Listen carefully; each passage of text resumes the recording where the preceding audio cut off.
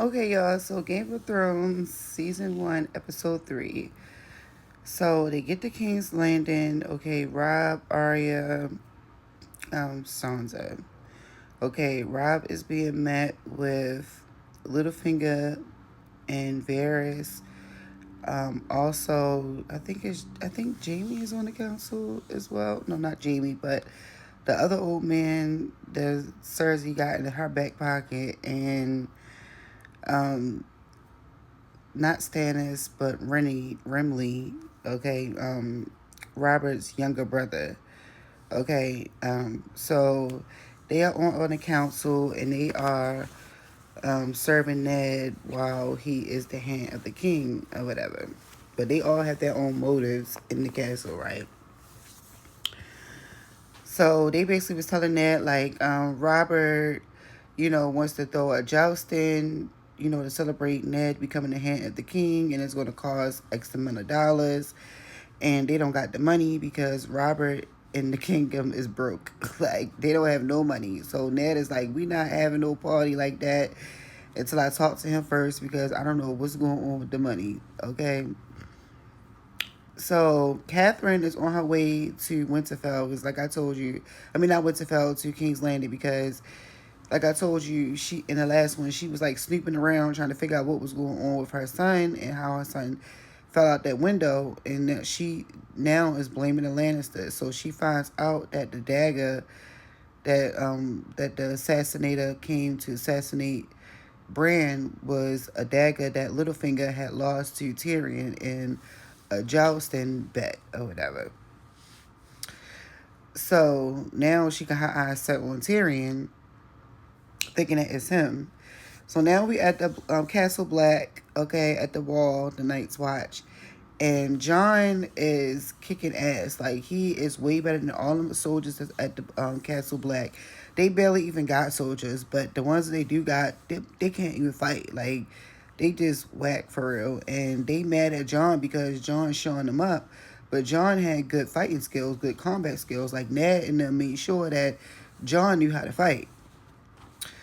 So Tyrion is there with him, and at the wall, he wanted to visit and go see what was going on, and just expand his his knowledge of what's going on over there and stuff.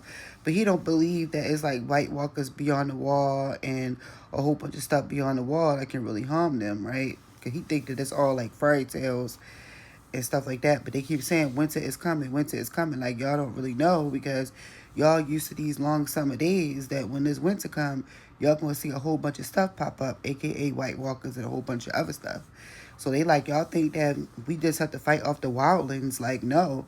The wildlings is gonna go into hiding and we're gonna have to fight all the real stuff, and they not even prepared for real. So all the ones that's coming after John or whatever the case may be, they upset because John's showing them up. So they trying to bully John, but Tyrion came in and saved them and was like, "Yeah, I'm going to tell my sister if y'all don't back up off him or whatever."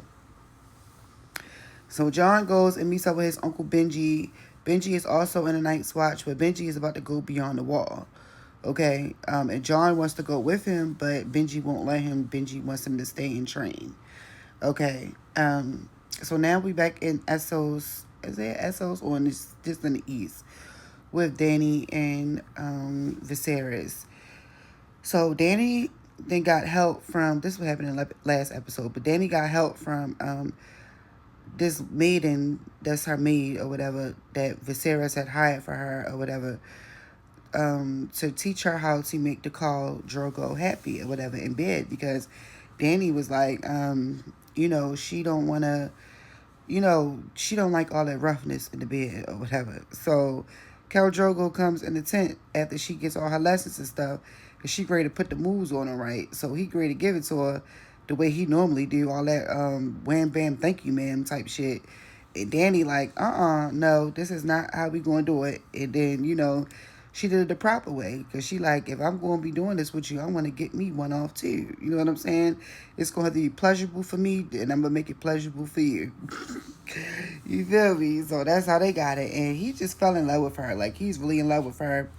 But Danny also finds out that Danny is pregnant. She haven't had a baby in 2 moons. I don't know what 2 moons is. Like, I mean, she haven't had her She haven't bled in 2 moons, so I guess that's like 2 weeks or 2 months. I guess I don't know, but she haven't bled, so she's now with child. Okay.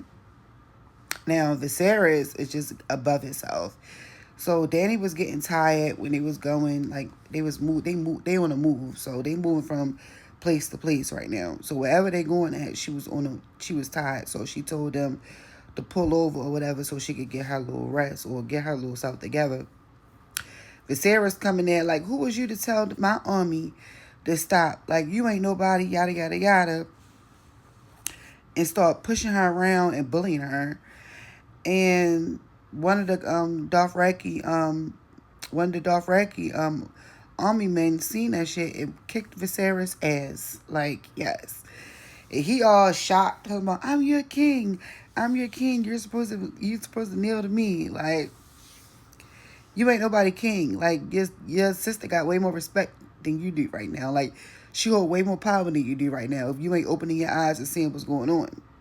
Okay? So he all in his feelings or whatever the case may be. And then we have Sir Mormon, whatever his name is, Mormon, whoever.